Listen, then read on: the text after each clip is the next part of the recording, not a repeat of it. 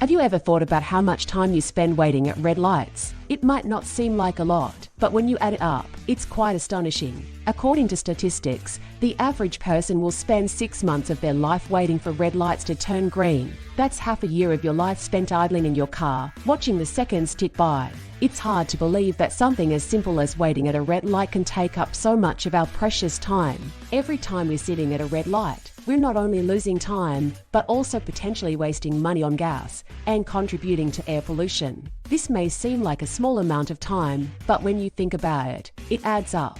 Imagine all the things you could be doing with that time. You could be spending it with your loved ones, achieving your personal goals, or even traveling the world. Instead, you're stuck idling at traffic lights, waiting for them to change. This not only wastes our valuable time, but it also has an impact on the environment due to increased emissions from idling cars. In addition, traffic congestion caused by red lights can lead to even more delays, making our daily commutes longer and more frustrating. It's not just the time spent waiting at red lights that's the problem, but also the mental toll it takes on us. Sitting in traffic can cause stress, anxiety, and frustration, which can affect our overall mental and physical well-being. Moreover, this fact also reflects on our daily routines and how we plan our day and time. Waiting at red lights not only makes us late for appointments and meetings, but also causes frustration and stress. This can affect our overall productivity and well-being.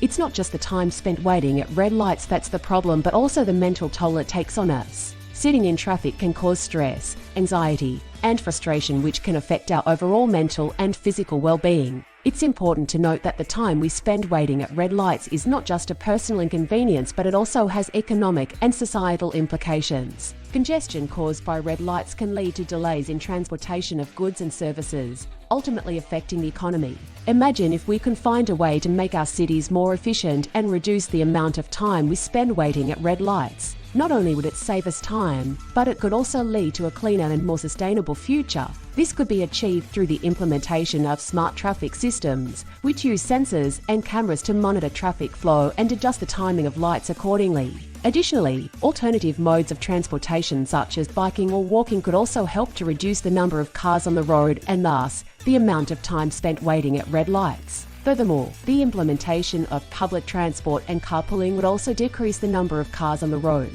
So, next time you're waiting at a red light, take a moment to think about all the things you could be doing instead and maybe consider planning our day differently.